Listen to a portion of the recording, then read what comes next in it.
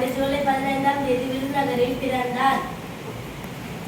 இவருடைய தந்தையார் பெயர் குமாரசுவாமி, தாயார் சிவகாமி அம்மாள். இளம் வயதிலேயே தாய்நாட்டின் மீது பற்று கொண்ட காரணத்தினால் இந்திய விடுதலை போராட்டத்தில் கலந்து கொண்டு பலமுறை சிறைச்சாலைக்கும் சென்ற வீரர் இவர்.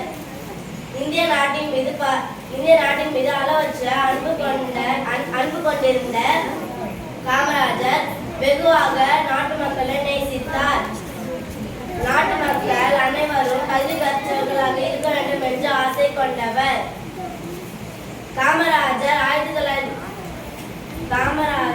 காமராஜர் முதல்வராக பதவி வகித்த காலத்தில் ஒரு கிராமத்தில் ஒரு ஏழை சிறுவன் மாடு மேய்த்துக் கொண்டிருப்பதை கண்டார்.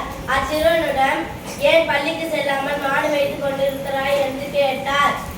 அந்த சிறுவனோ, மாடு மேய்த்தால் தான் எனக்கு உணவு கிடைக்கும், படித்தால் எனக்கு உணவு கிடைக்காது என்று சொன்னான்.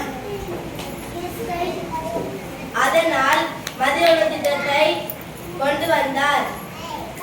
காமராஜர் 1975ஆம் ஆண்டு வரைந்தார்.